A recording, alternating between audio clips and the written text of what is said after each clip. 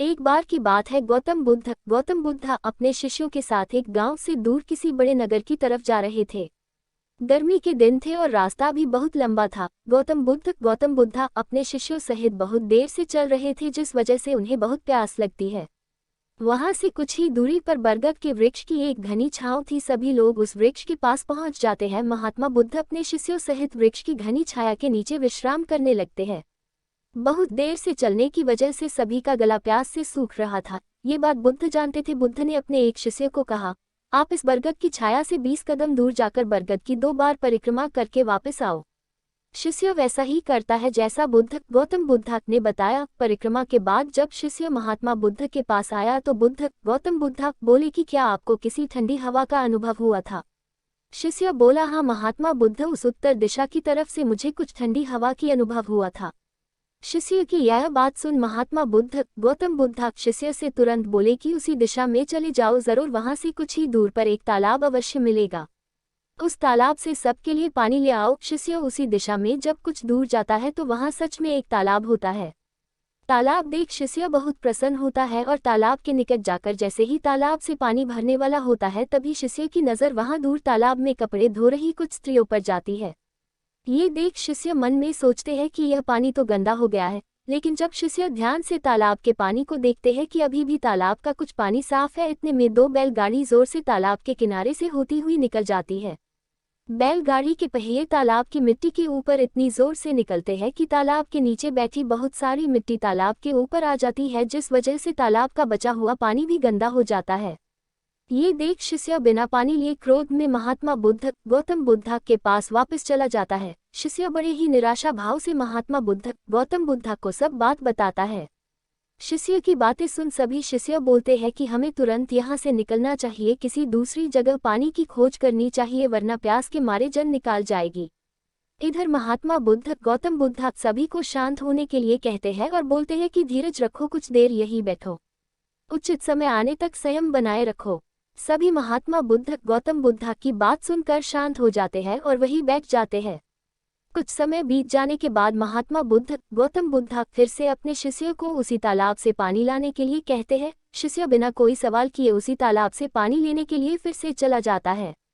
तालाब की हालत देख शिष्य को यकीन नहीं होता। तालाब का पानी पूरी तरह से साफ होता है। ये देख शिष्य बहुत खुश होता है और पानी भरकर महात्मा बुद्ध गौतम बुद्ध के पास जाता है। सभी पानी पीकर अपनी प्यास बुझते हैं, लेकिन अभी भी सबके मन में ये एक सवाल था कि आखिर यह चमत्कार हुआ कैसे? तालाब का सब पानी तो गंदा था। उन्हें लगा कि जरूर ये गौतम बुद्ध की शक्ति है। इनमें एक शिष्य ने ये सवाल महात्मा बुद्ध गौतम बुद्ध से पूछ ही लिया कि यह चमत्कार आपने कैसे किया? शिष्य का जवाब देते हुए महात्मा बुद्ध बोले कि यह कोई चमत्कार नहीं, यह आपके सब्र का फल है। ये फल है आपके सब्र बनाए रखते हुए उचित समय के इंतजार का। जितनी देर हम सब लोगों ने सब्र किया, उतनी देर तक तालाब के पानी के ऊपर तैर रहे सभी गंदे तत्व और मिट्टी तालाब के पानी के नीचे बैठ रहे थे। फिर कुछ देर बाद शिष्य जब वहां तालाब के पास पहुंचा, तब तक सब दूषित कण नीचे बैठ चुके थे, जिस वजह से तालाब का पानी पहले की तरह साफ हो चुका था तथा तालाब साफ दिखाई दे रहा था।